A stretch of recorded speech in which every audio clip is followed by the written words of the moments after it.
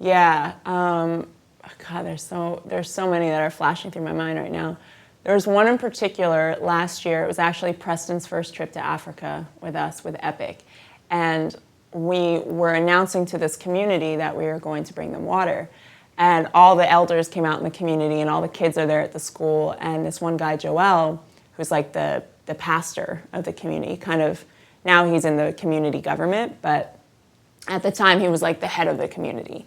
He spoke on the community's behalf, and he was speaking Swahili, and I speak some Swahili. I can understand more than I can speak. And I understood what he was saying to a certain extent. I couldn't piece it all together, but it was how he was saying it and the feeling. I literally just broke down and started crying because I knew he was conveying this like thanks from his soul. Like he was just like, we couldn't be here without you. Thank you. And he was saying, you know, you're sent from God, and you guys are angels, and we've been praying for you, and you're here, and they're very Christian. And it just hit me like a ton of bricks. It was all the work that my partner Tennille and I had gone through for 10 years. We had been, you know, young, idealist kids who were like, let's start a charity when we're 20 years old. And it's just so interesting because with that, we wanted to quit so many times because it was so hard. It was just hard. It's hard to do. It was hard to raise the money.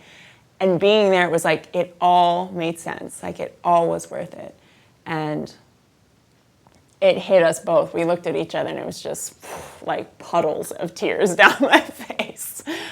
And then recently, our trip this year, this summer, that same village, funny enough, we put in the piping for the well, and all the women were there in their traditional garb, and they're dancing and singing, and it's a joyous celebration, almost like a wedding. Like, that's how thankful they were, because water is their life.